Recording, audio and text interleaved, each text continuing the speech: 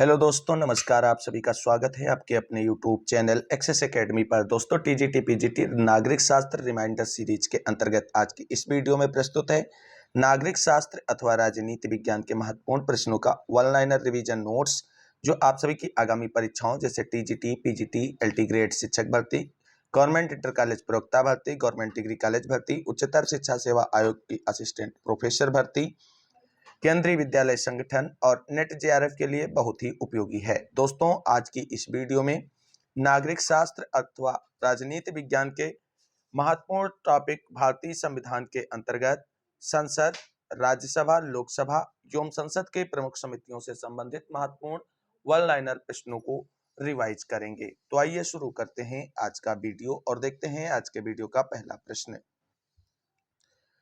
पहला प्रश्न है दोस्तों, लोकसभा का कार्यकाल कितना होता है?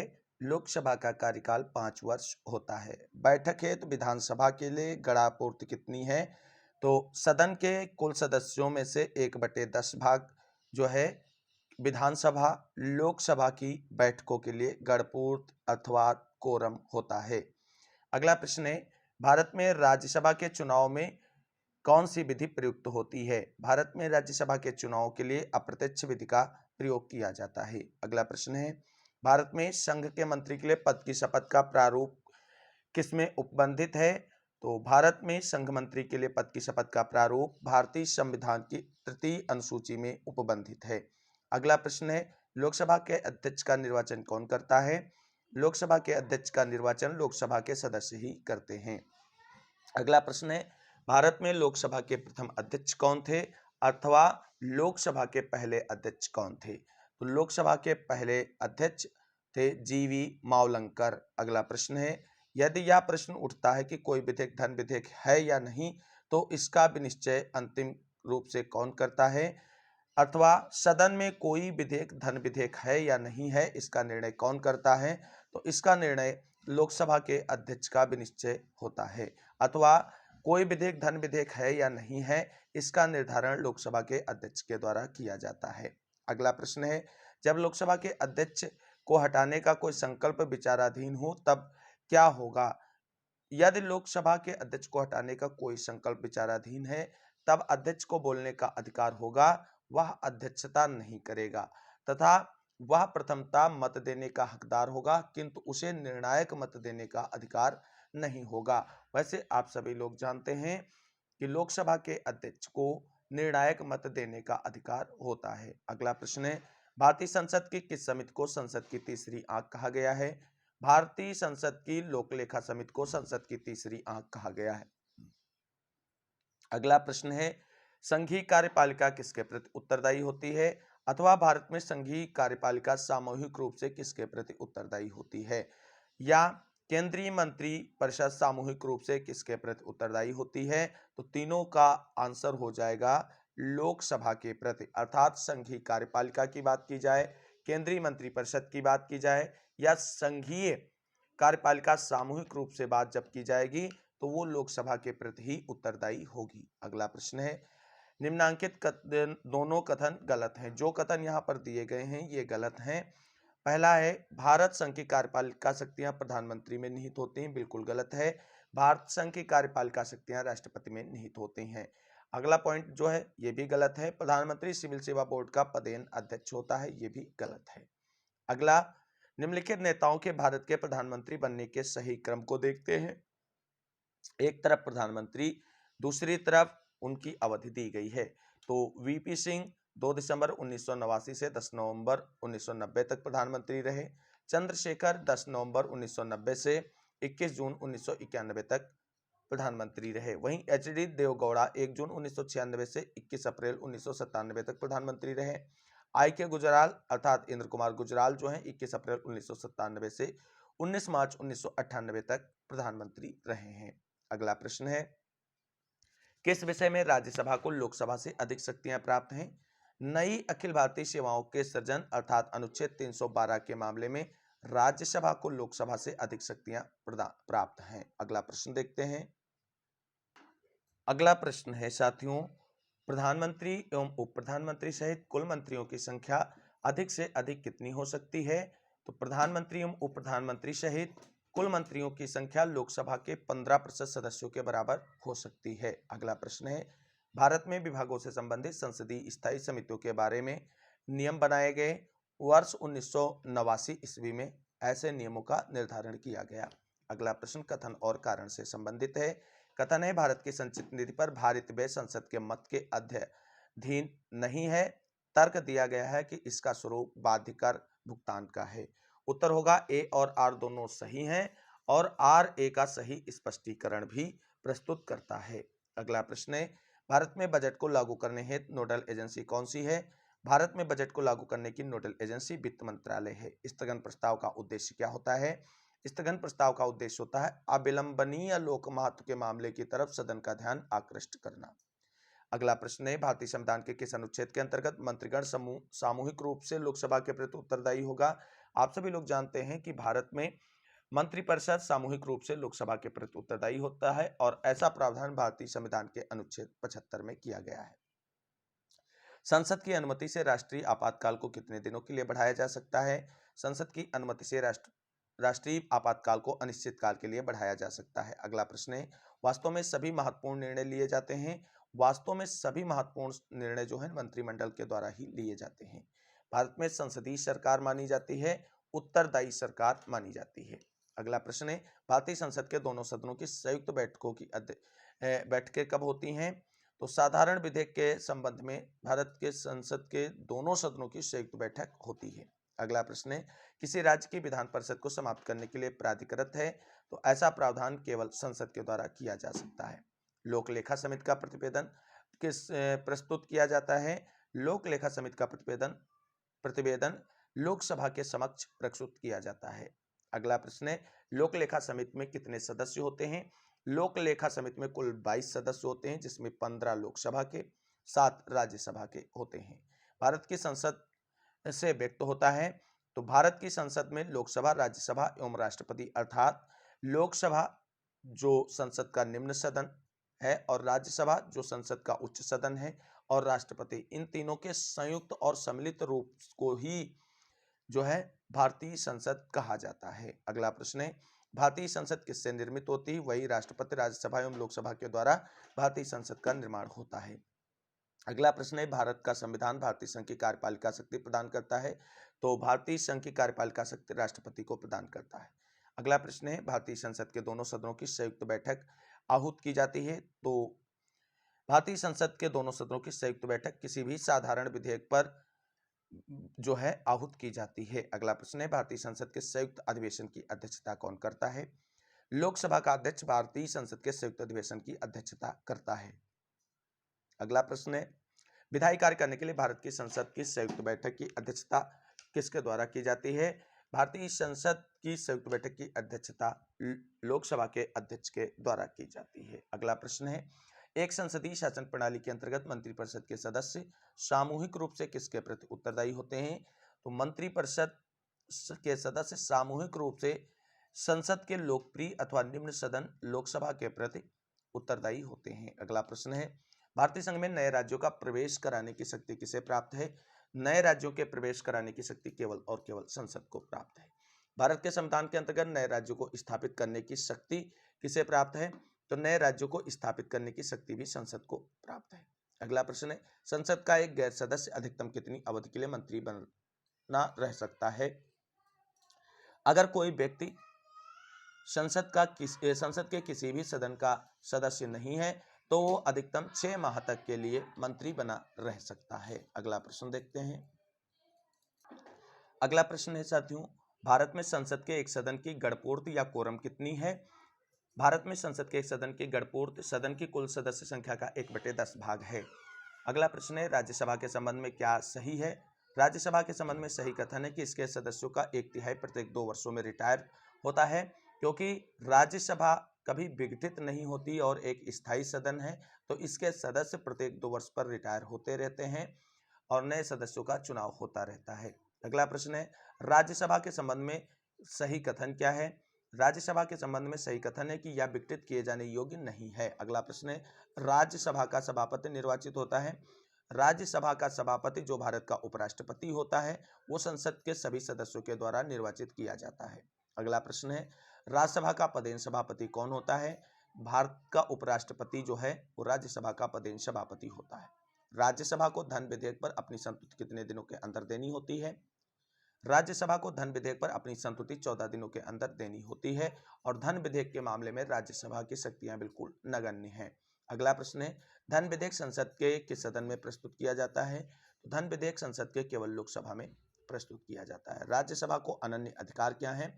नई अखिल भारतीय सेवाओं के सृजन की संस्तुत करने के मामले में राज्यसभा को एक अनन्य अधिकार प्राप्त है। अगला प्रश्न है, अनुच्छेद 249 के खंड प्रथम के अंतर्गत पारित प्रस्ताव कितने से अधिक समय के लिए लागू नहीं रहेगा? 1 वर्ष से अधिक समय के लिए लागू नहीं रहेगा।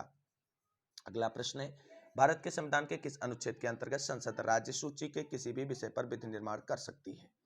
भारत के संविधान के अनुच्छेद 249 के अंतर्गत संसद राज्य सूची के किसी भी विषय पर विधि निर्माण का कार्य कर सकती है और अगर इस विषय पर राज्य का भी कोई कानून वर्तमान में कार्यरत होगा तो संसद द्वारा पारित कानून की सर्वोच्चता स्थापित हो जाएगी और राज्य द्वारा पारित कानून स्वतः समाप्त हो जाएगा।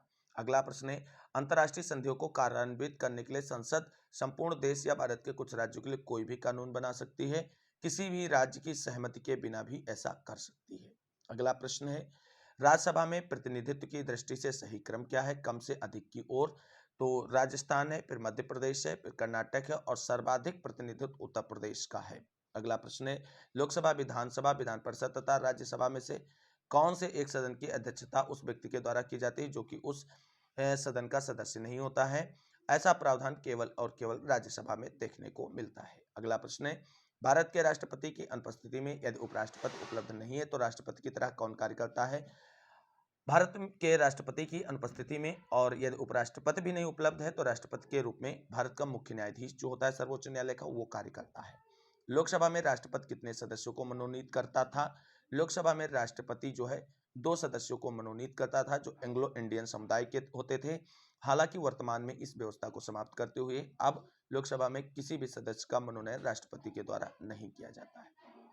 अगला प्रश्न है, भारत का राष्ट्रपति राज्यसभा में कितने सदस्य मनोनीत करता है? भारत का राष्ट्रपति राज्यसभा में कुल 12 सदस्यों को मनोनीत करता है। अथवा इस प्रश्न को अगर पूछा जाए राज्यसभा में कितने व्यक्ति मनोनीत होते हैं तो कुल 12 व्यक्ति मनोनीत होते हैं। राष्ट्रपति इन क्षेत्रों में विशेष ज्ञान अनुभव रखने वाले 12 व्यक्तियों को राज्यसभा में मनोनीत करते हैं।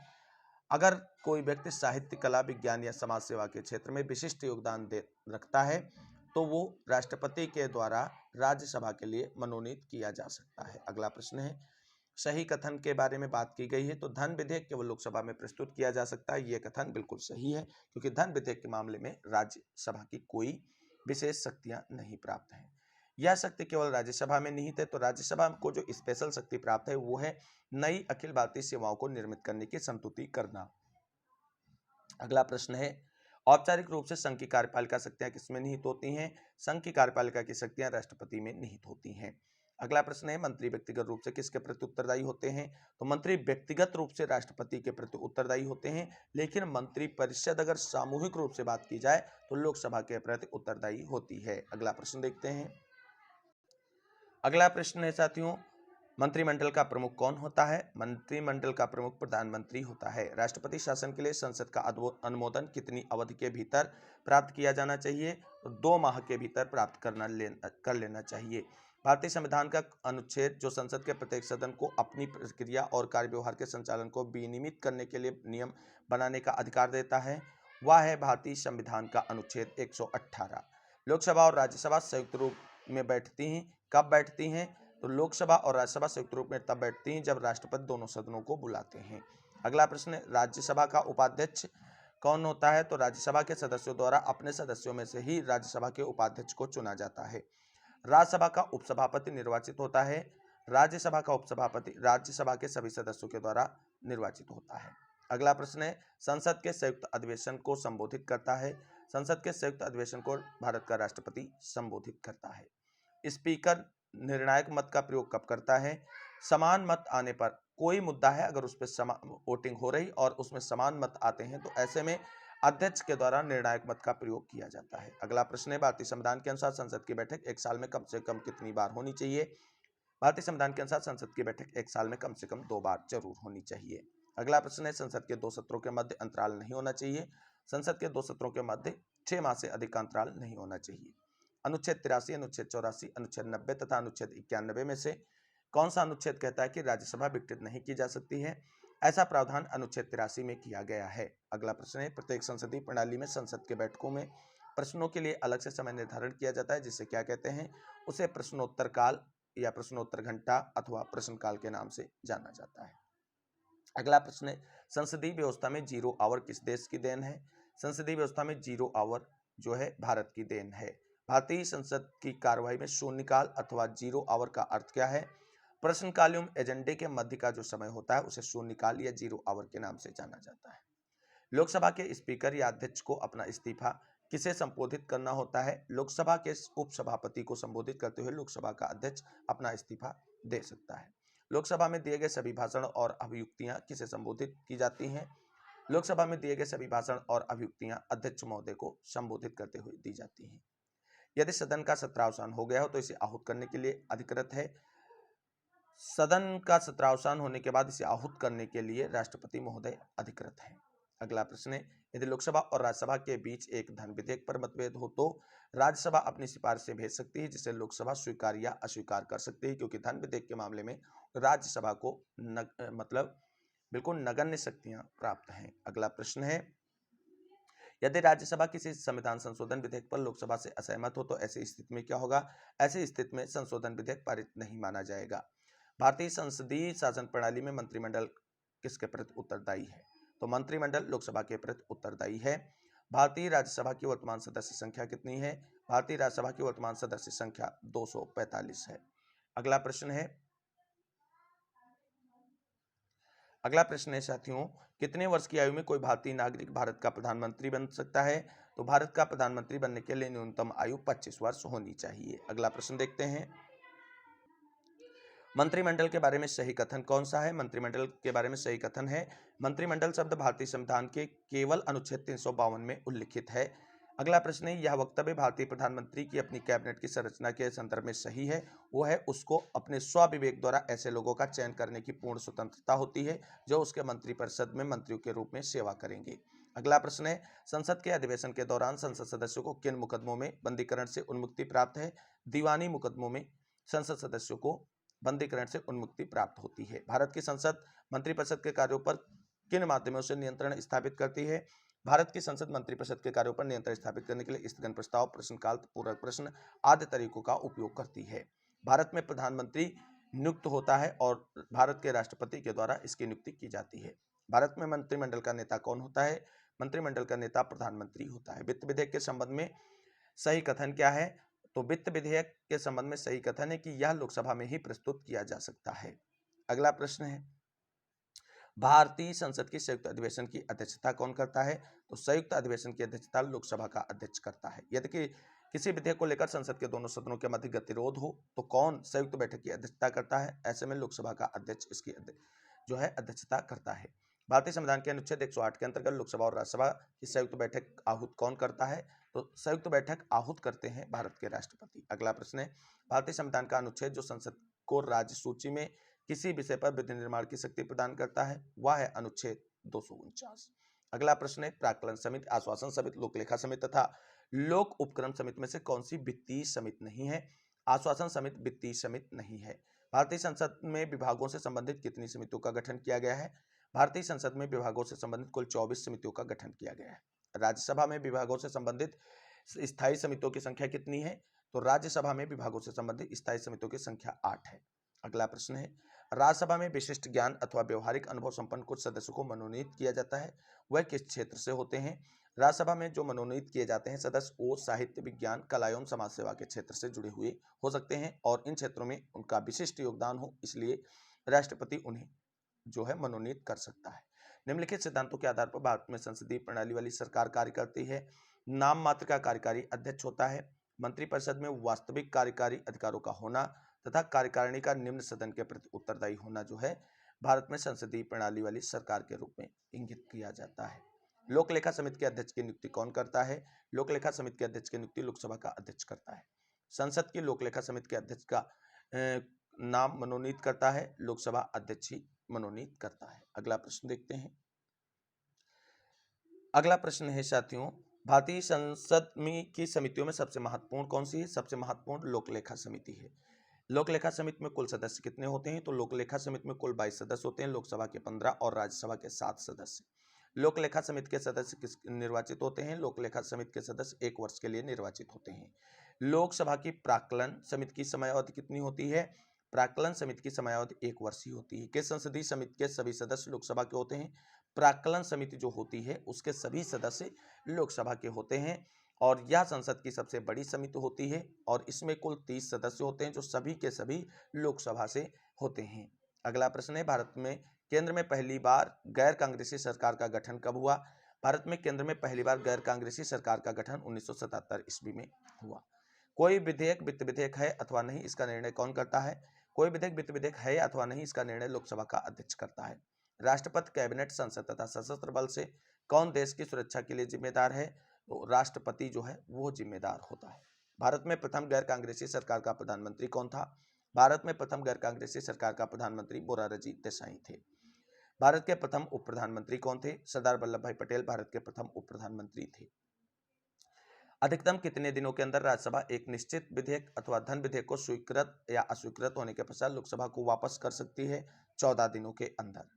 वह विधेयक भारतीय संसद के दोनों सदनों के विशेष बहुमत द्वारा अलग अलग पारित किया जाना चाहिए। जो किससे जुड़ा हो? संविधान संशोधन से अगर कोई मामला जुड़ा हुआ है तो वह विधेयक भारतीय संसद के दोनों सदनों के विशेष बहुमत द्वारा अलग अलग पारित किया जाना चाहिए। वर्तमान में लोकसभा की बैठक के लिए गणापूर्ति कितनी है? वर्तमान में लोकसभा की बैठक के लिए गणापूर्ति अथवा कोरम 55 सदस्यगण है।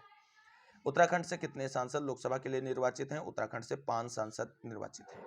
लोक लेखा समिति अपना प्रतिवेदन किसे सौंपती है? लोक लेखा समिति अपना प्रतिवेदन लोकसभा को सौंपती है। किसने 1951 में नेहरू मंत्रिमंडल से हिंदू कोड बिल को लेकर त्यागपत्र दिया? बी.आर. अंबेडकर ने दिया था। लोकसभा में किसी विधेयक पर आम बहस किस स्तर पर होती है? लोकसभा में किसी विधेयक पर आम बहस द्वितीय वाचन के समय होती है। तो साथियों, ये था आज का वीडियो जिसके अंतर्गत हमने आप सभी के साथ डिस्कस किया भारतीय संसद, लोकसभा, राज्यसभा और संसद की प्रमुख समितियों से संबंधित महत्वपूर्ण वन लाइनर प्रश्नों को, जो आप सभी की आगामी परीक्षाओं के लिए काफी हेल्पफुल साबित होंगे। साथियों, आज की वीडियो में बस इतना ही। इस वीडियो को अंत तक देखने के लिए सभी साथियों को तहे दिल से शुक्रिया, बहुत बहुत धन्यवाद। मिलेंगे अगली वीडियो में उच्चतम न्यायालय और उच्च न्यायालय के महत्वपूर्ण वन लाइनर प्रश्नों के रिवीजन नोट्स की वीडियो के साथ। तब तक के लिए सभी साथियों को जय हिंद, जय भारत, वंदे मातरम। आप सभी साथियों का दिन शुभ हो और आप सभी की आगामी परीक्षाएं बेहतर जाएं।